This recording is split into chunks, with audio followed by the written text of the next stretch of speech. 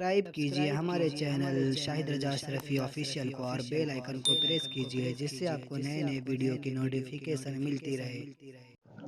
تو ناظرین السلام علیکم ورحمۃ اللہ وبرکاتہ۔ آج کا بیان حضرت شاکر علی نوری کا بیان رہے گا، بہترین بیان رہے گا کن کاموں سے ہمیں بچنا چاہیے اور کن کاموں کو نہیں کرنا چاہیے، کن کاموں کو کرنا چاہیے جس سے ہمیں کامیابی ملے گی۔ تو پورا بیان ضرور سنیں اور اس پر عمل بھی کریں، اور ویڈیو اگر اچھی لگی ہو تو ضرور ویڈیو کو لائک کرتے ہوئے جائیں۔ تو چلیے بیان شروع کرتے ہیں۔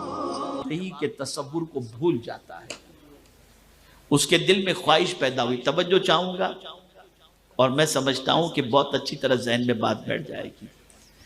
اس کے دل میں تمنا پیدا ہوئی کہ مجھے BMW لینا ہے، اگر میں اس میں سفر کروں گا تو لوگ مجھے سیلوٹ کریں گے، سلام ماریں گے۔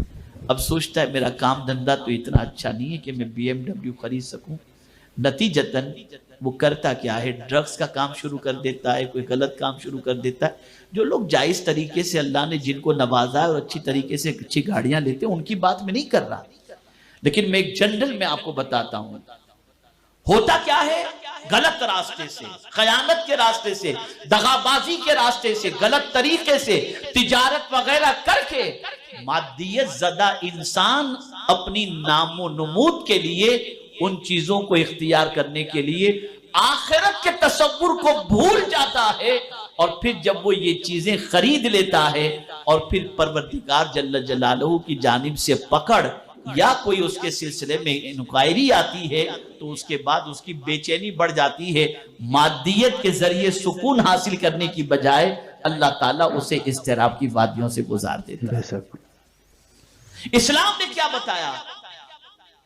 اسلام نے یہ بتایا کہ تم جو کچھ کرو، ارب پتی بننا ہو بنو، لیکن اس راستے سے بنو جو راستہ اللہ نے بتایا اور اس کے رسول صلی اللہ تعالی علیہ وسلم نے تمہیں بتایا۔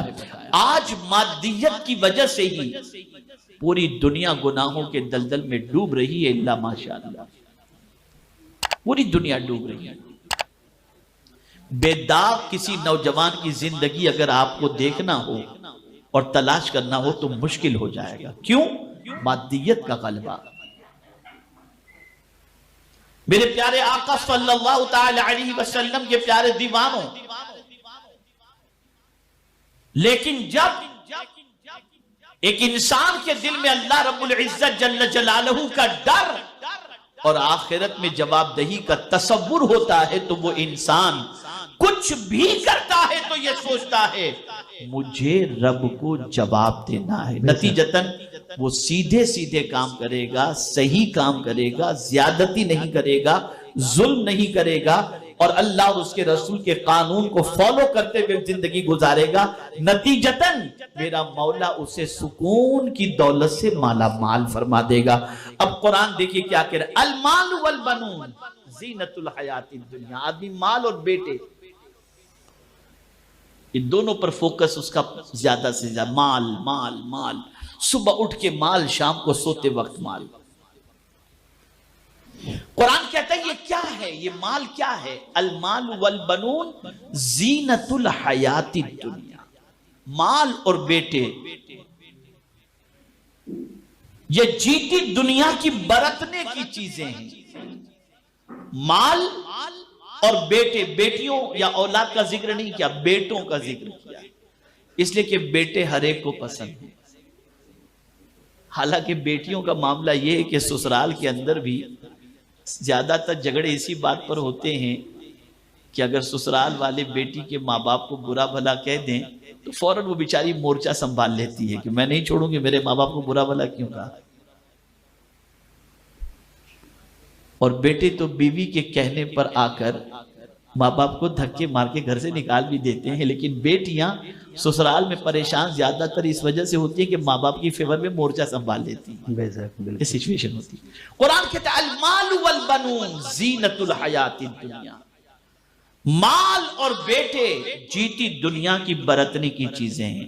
تو آپ اس کو برتو، مال کو بھی آپ استعمال کرو، مال کماؤ، بیٹوں کا خیال کرو، بیٹوں کے لیے انتظام کرو، بلکہ بیٹوں کے لیے جمع کر کے رکھ کے مرو۔ کہ حضرت سعد ابن ابی وقاص رضی اللہ المولا تبارک و تعالی عنہ جب علیل ہوئے تو رسول اعظم صلی اللہ علیہ وسلم کی خدمت میں حاضر ہو کر عرض کرتے ہیں یا رسول اللہ صلی اللہ تعالی علیہ وسلم کیا میں سارا مال صدقہ کر دوں؟ سرکار نے فرمایا نہیں۔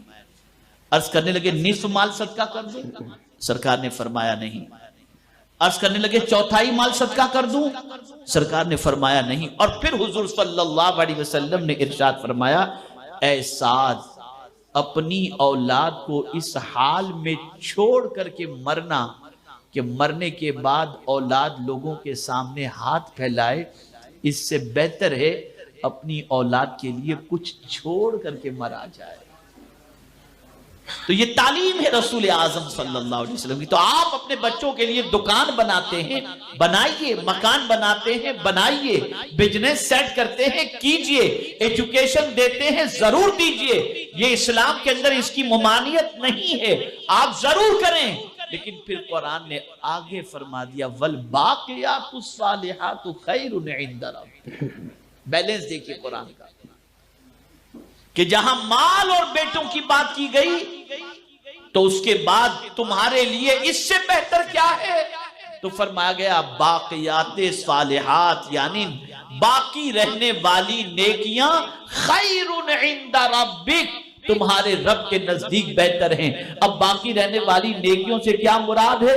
ہر وہ کام جو اللہ کی رضا کے لیے کیا جائے، یہ باقیات صالحات میں سے ہے۔